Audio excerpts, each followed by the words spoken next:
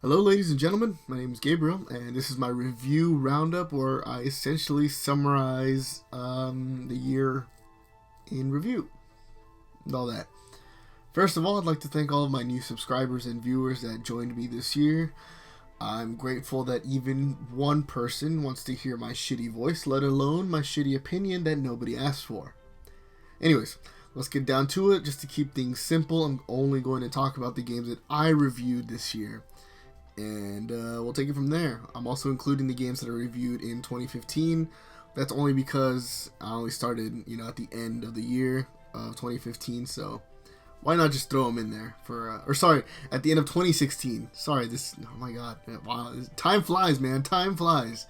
So I'm gonna add all the games that I reviewed at the end of 2016 to this year, just because I didn't do a year in review back then, and it's not that many. So here we go. Let's get this shit started, man.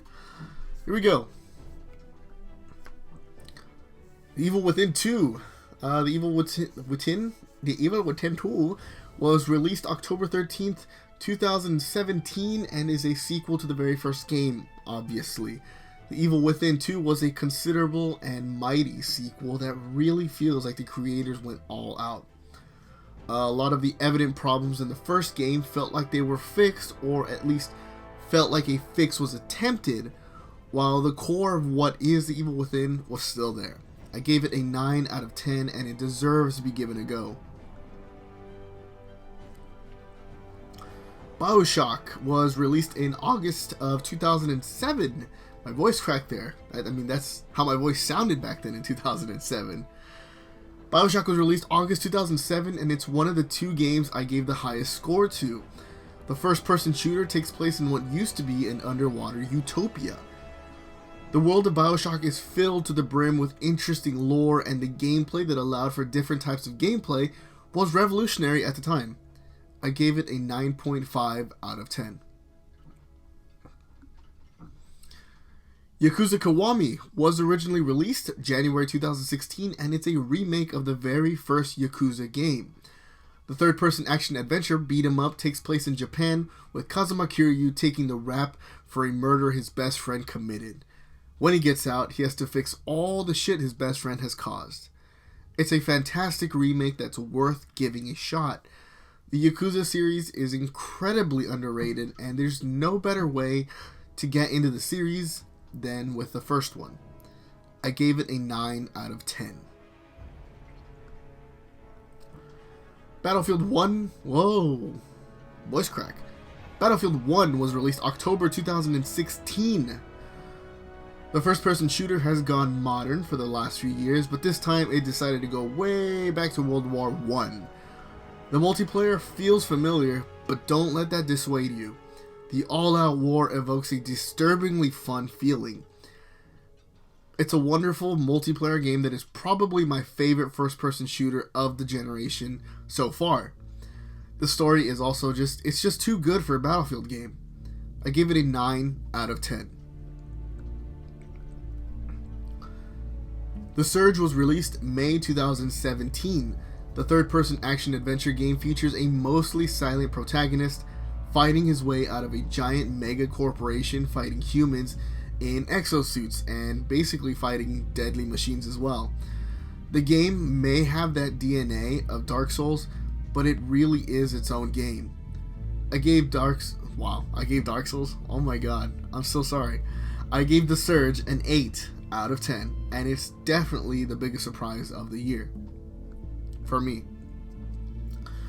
Max Payne 3 was released in May 2012.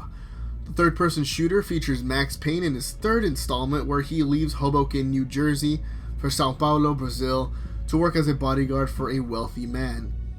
This was my first ever Max Payne game, and it's another that I think is incredibly underrated. People passed it over since it was the third one, and longtime fans seem to have forgotten it, way too quickly. But the multiplayer was fun and innovative, and the story was just fucking brilliant. I gave the game a 9.5 out of 10. Metal Gear Solid 5: The Phantom Pain was released September 2015. The third-person stealth action game is the final Metal Gear game by the creator Hideo Kojima, with players playing as Big Boss, leading the Diamond Dogs in rebuilding Mother Base and connecting Metal Gear Solid Peace Walker and the very first Metal Gear game. This was my second ever Metal Gear game, and despite all of its technological feats, which are nothing to scoff at, it's unfortunate that the game's story was just unfinished. I gave it an 8.5 out of 10. Yakuza 3 was originally released October 2009. The third-person action-adventure beat-em-up features Kiryu coming out of retirement to save his orphanage. This was my third Yakuza game that I played after Yakuza 4 and Yakuza 5, and this felt like a disappointment. Yakuza games usually have a great balance of being a serious drama and being wacky stupid. This one just felt more wacky stupid, so when things got serious, it felt like the pacing came to a complete stop. I gave it a 7.5. I gave it a 7.5 out of 10, since the gameplay was definitely fun. Mafia 3 was released October 2016. Mafia 3 was released October 2016. The third-person action-adventure open-world game features Lincoln Clay, coming back from the Vietnam War only to see his closest family get gunned down in a dramatic scene of betrayal. My first game was Mafia 2, and it was alright from what I could remember, so when I got this I expected the same, but it did come out of left field. It presented things that I just never thought would come up in a video game, and it was done pretty well. The open world and activities are repetitive, but the story was awesome. I gave it an 8 out of 10. The Order 1886 was released in February 2016. The third-person shooter features a secret order fighting werewolves in an alternate steampunk 1886 London. The game looked impressive and it felt solid, but there was so much missing from this game, ranging from the writing to the overall gameplay, and it's a shame to see something with so much potential fail so badly. I gave it a 5 out of 10. Zombie was originally released November 2012. The first-person action-adventure game has you visiting famous landmarks in London trying to survive against waves of zombies. The game really relied on the Wii U gimmicks, but take away the gimmicks and you get a poor version of Dying Light. The animations, the visuals, the writing, the game itself, the audio, it was all really bad. I gave it a 3.5 out of 10. Yakuza 0 was originally released March 2015. Yakuza 0 is the newest entry to the Yakuza series in America, and it's a prequel, as you can guess from the title, Zero. It takes place before the events of the first one, and it features two main playable characters, Kiryu and Majima, before they were big dick Yakuza men. The game is one of my favorites from this year. The gameplay was the same as the other Yakuza games, but it felt refined, and the soundtrack was probably my favorite from the series. The weird balance Yakuza has with its silliness and crazy drama was most evident here. I gave it a 9 out of 10. Call of Duty Advanced Warfare came out on my birthday, November 2014. Back when it came out, I loved this game. It features you playing as a forgettable protagonist, but you are in a kick-ass exosuit, which is the hypest shit, and your boss man is Kevin Spacey.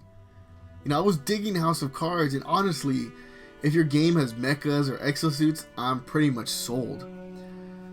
But then I played it again, and I realized that it wasn't as great as I thought it was. The game felt different, but not different enough. The narrative wasn't its strongest here either, with a lot of questions that were left unanswered. Plus, now with the allegations that, Kevin Spacey is a, kitty fiddler, going back to it for his role seems like a thing of the past now. So I gave it a 6.5 out of 10.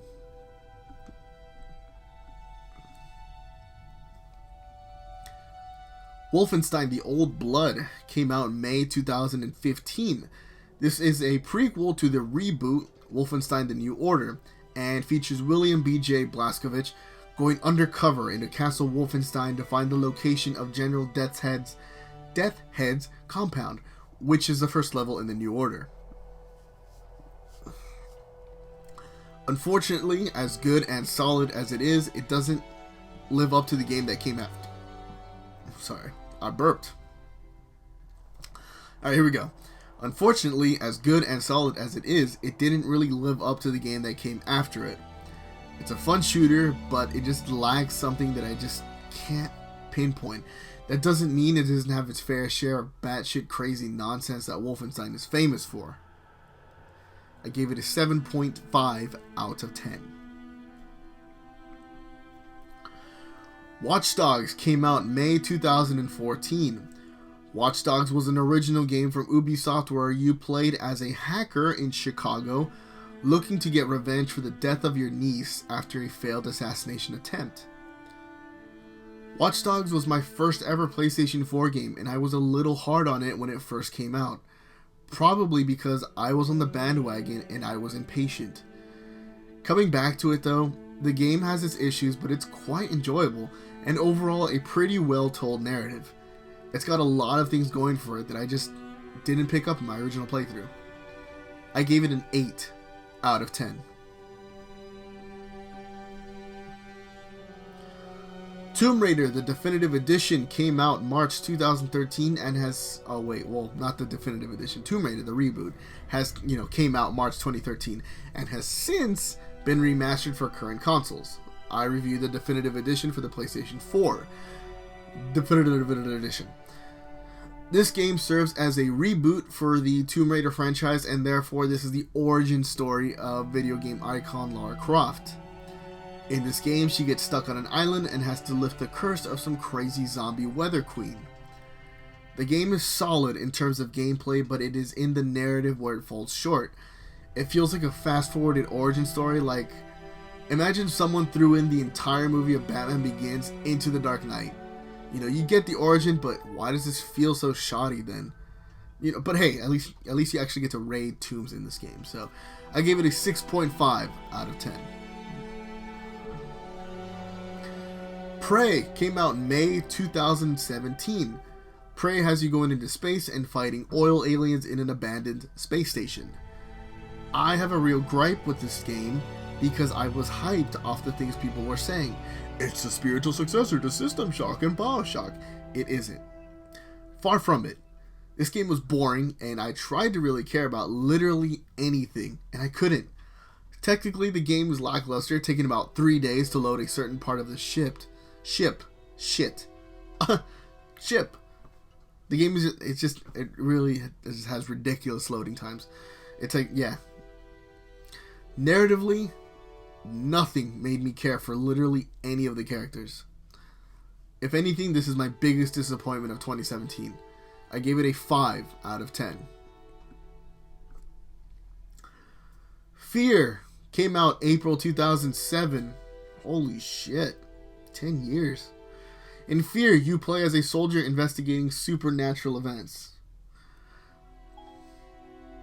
Interesting. Sorry, I couldn't find as a soldier investigating supernatural events in your music. Wow, even Siri turned on. I don't know what I said that really made it turn on. I don't know if you guys heard that in the background. Interesting. Anyways, hopefully it doesn't turn on again. Let's do Fear over again. Fear came out April 2007. Holy shit. In Fear, you play as a soldier investigating supernatural events that have gone wrong.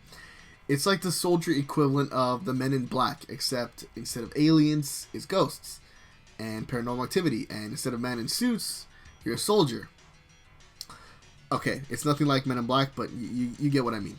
The game still holds up today in terms of visuals and ambiance. Honestly, if you gave this game the Modern Warfare remastered treatment, it would be fucking great. But considering it's been 10 years, it controls like shit. The AI that people praised back then is now just ridiculously stupid, and it feels repetitive. So I gave it a 4 out of 10.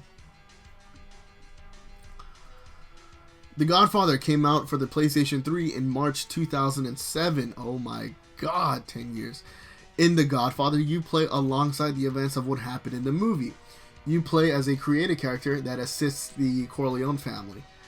Remember in the movie, Al Pacino kills a guy and somehow he's in Italy? Okay, well, in the game, you're the guy that drove him to the docks to get on a boat to Italy. The game does it pretty decently, but they really jammed the movie down your throat and it did not work. By the end of the game, you have less respect for the lines in the movie and you'll probably hate the theme song. They literally use different versions of the Godfather theme for everything. I gave it a 5 out of 10. Just Cause 3 was released December 2015.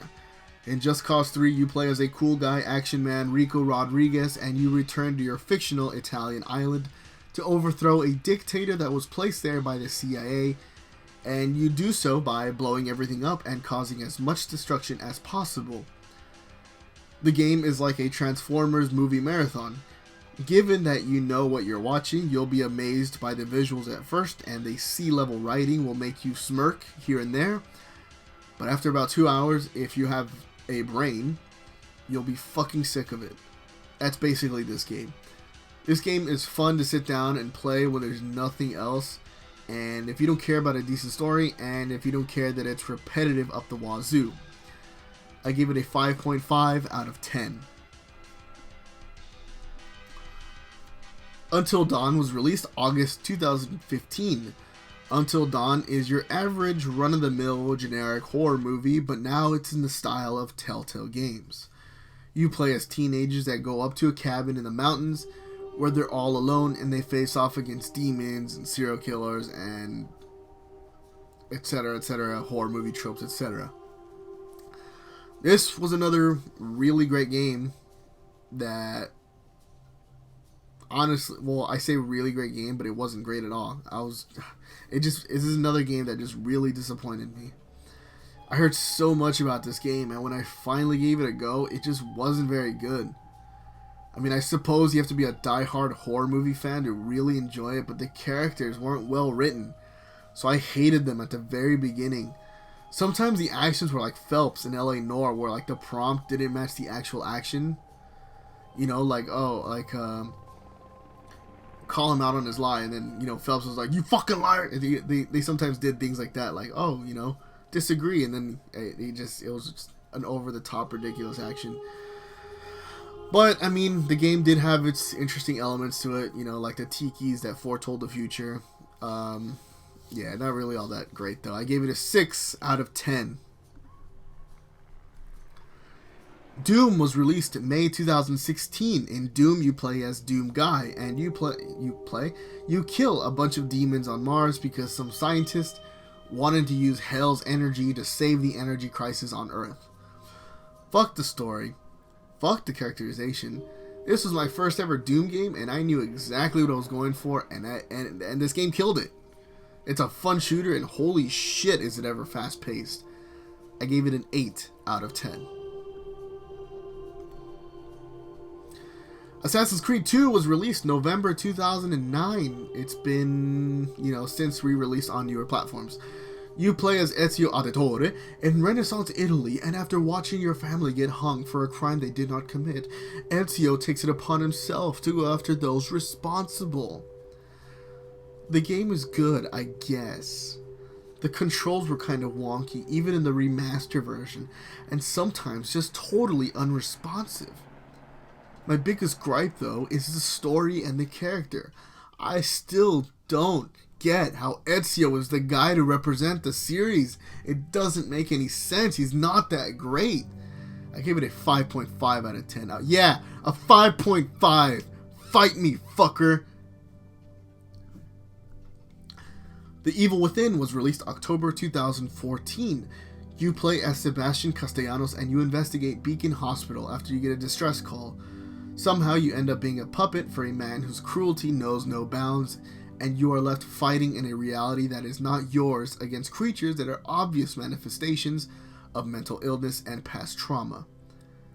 The gameplay is fine, but visual the game is a beautiful mess. Technically wise, the mess is there and it's fucking ugly, but artistically and design-wise, the visuals are astounding. For generic horror game levels like asylum, hospital, warehouses, mansions, they look like they were designed from the heart. I can believe it when people said that this was a return to classic horror, classic survival horror. It's fun. I gave it a 7.5 out of 10. Ride to Hell Retribution was released June 2013 on the Xbox 360 and PlayStation 3. There is nothing redeemable from this game. There is nothing that you can take away from a playthrough of this. The beginning is all fun and games, but then it becomes this giant why. Why was this done like this? Why was it released like this? Why was this a thing? Why did it become this? Why am I wasting my life with this? Oh, hi, Mark. It's a biker game that it's just broken from top to bottom. I gave it a 0 out of 10, and it's one of the worst, if not the worst, game I've ever played. I mean, just look forward to an LP with Hara playing through it, though. I'm definitely going to make him suffer through that shit. The Godfather 2 was released April 2009 back on the Xbox 360 and PlayStation 3. The game is an adaptation of the second Godfather movie, or at least I think that was the plan. You know, then EA Redwood saw the amazing writing for the movie and went, "Listen, Ted, $5 to turn this into a flaming pile of dog shit." So, yeah. It's just bad. It was really bad. I forgot the score that I gave it to. Oh man. Alright then. Let's just keep moving. Alright, so that's everything I did from when I started this channel up until the end of the year. I added, like I said, I added a few games that I reviewed back at the end of 2016, and I think maybe Max Payne 3 and Ride to Hell were 2015. But I mean, it was only a handful, so I figured I'd throw them in with this year. If you'd like to see any of the reviews with a little bit more detail, the videos are there for you to check out. You're more than welcome to check them out. I don't know why I say that. Alright, so... Alright, I guess everyone likes to hand out like little awards and shit. I'm gonna try to hand out a few awards here and there. So let's hand out a few awards. You know, it's customary to these end of the year lists. I mean, obviously this is only for the games I reviewed. There's a billion sites and channels that, you know, round up games from just this year, and you know the like. So I'm doing things differently and inefficiently, as is my way of life. So the worst game of the year has to go to Ride to Hell Retribution. Christ, that game is terrible. I don't need to explain it. It's just broken in every way possible. My biggest disappointment of the year has to go to Prey. I hadn't played BioShock in a long time, but Hiro did. He had just gotten the BioShock collection just before Prey came out. So his hype was just really contagious. He was like, "Oh, BioShock, BioShock." And I was hyped. So when people were bringing up BioShock and talking about Prey, I couldn't help but be hyped for Prey. Boy, was I totally fucked in the pee hole. Prey is a Hot Wheel compared to the Aston Martin that BioShock is. For those of you who are not car people, Prey is a toy car compared to BioShock, which is the Aston Martin, which is the James Bond car. The best multiplayer game that I played this year was definitely Battlefield 1. The amount of fun that I had in that game is insane. I don't think I've ever had that much fun in a multiplayer game. I usually tend to drop off from multiplayer games after a few months, but this one kept me coming back. Alright, so hopefully I can keep doing this because the following list is going to be updated every year. So just based on this list of games, I played so many other games, but I just want to base it just on the games. Sorry, I think I'm speaking too quickly. I apologize. Yeah, hopefully I can continue doing this because the following list is going to be updated every year. But it's like I've played like a million games, like before and after and in between all these reviews. But I'm gonna try to start doing a list of my top 5 games of all time. And so obviously, you know, when I review games that, you know, I actually probably enjoy more than any of the ones I'm about to say, like for Red Dead Redemption, that's one of my favorite games of all time, but it's not going to be included in this list because I didn't really review it. and I kind of just want to update it as I go. You guys will see what I mean later. I apologize. I probably just confused everyone right there. So, just based on these games, my top 5 games are in the following order. Okay, starting from, 5, 4, 3. So 5, Yakuza Kiwami. 4, Yakuza 0. 3, The Evil Within 2. 2, BioShock. And my game of the year and my favorite game out of all the games that I reviewed goes to Max Payne 3. So we'll see if next year that list is updated, and who knows, maybe that top 5 won't change. Maybe out of all the games I review, that my top 5 list just remains the same. Maybe my game of the year will remain the same. Who knows? We'll see what happens. So anyways, thanks for watching. I realize this video is shoddy and poorly put together, but in the new year I hope to make my reviews a lot more viewer friendly and a lot more casual. So I guess you can say this is a window to my future reviews. And since this is my end of the year review kind of thing, I want to say thank you to everyone that joined me on my 1 full year of the channel. I'm grateful for everything that I've ever received this year, and that includes just the 1 or 2 views I got on some of the videos that I posted. Again, I don't really watch my own videos anymore. I mean, I used to just be like, okay, if my video gets 1 view, it's a success, and usually I would be that 1 view. But I just got kind of lazy and I got distracted with life and all that. So for those 1 views that I didn't get to do myself, I'm really grateful for. Even if they didn't finish watching the video, they just clicked on it and went, wow, I don't like this guy's voice. I'm just really grateful for that, and I really wanted to just say thank you to everyone who just came onto the channel, everyone who came to see my reviews. It's just, I really appreciate it. If you don't watch my reviews, you just came to watch me and Hiro talk a bunch of dumb bullshit, I appreciate that as well. Thank you. We will continue to try to do that. If you watch our season 2 reflection, you will if you can stand hearing through all that bullshit through my iPhone microphone, you'll hear that we're trying to improve ourselves in terms of what we do together. And if anyone knows me, they know that I am always constantly trying to improve and better myself. So if you guys like what you see, hopefully in my improvements, I don't know, it makes you a more solid subscriber to me. I don't know, like I have a few plans, like to make my reviews a lot more casual. Hiro and I are gonna have a lot more fun with LPs now and one-offs. I'm gonna try to re-record a few of my reviews, because for those of you who don't know, I tend to write out my review while I'm playing the game, and by the time I beat the game, I make some changes to the written review. And like, I record all my gameplay on my own, so obviously I cannot release a review until I beat the game, because I want to have as much footage as possible to back up my views and my opinions. So since I have them all written down, my point is that, like, some of my reviews came out pretty poorly or shitty or shoddy. So I'm going to try to re-record those that are worth it. Maybe like my Ride to Hell review. Definitely going to try to re-record my Max Payne 3 review. And hopefully like my Evil Within 2. I don't know what happened with the audio there. I tried to fix it, but for some reason it just came out really muffled like this.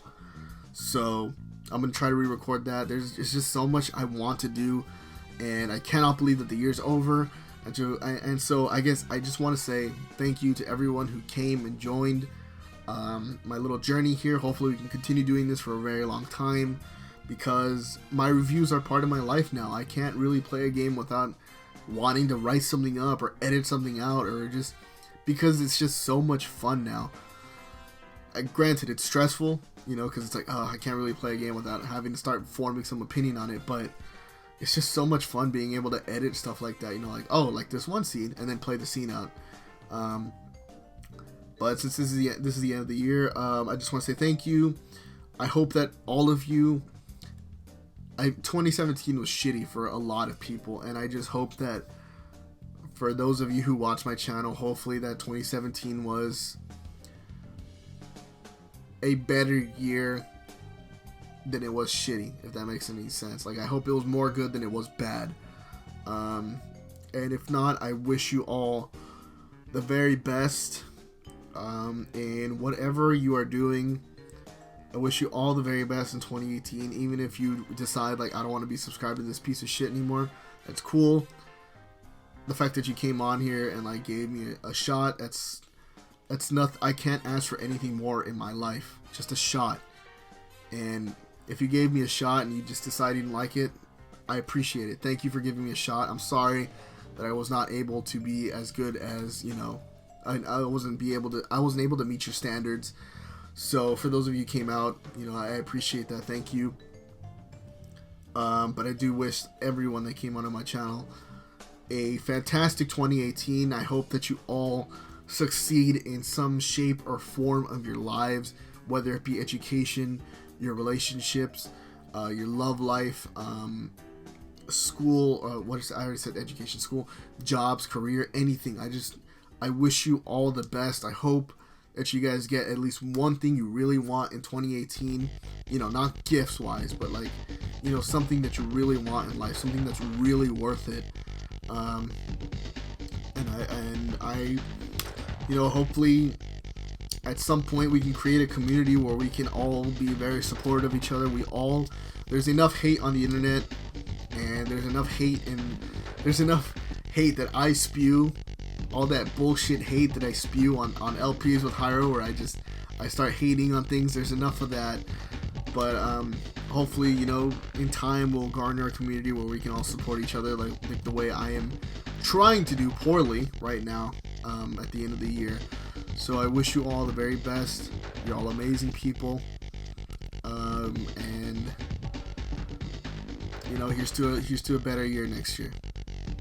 So that'll be it from me, and I hope I can say I speak for Hyro, but he's got his own channel, so if he's got something that he really wants to say, he'll say it on his own channel. So alright, that'll be it. I'm done spewing bullshit. Spewing bullshit. I'm done.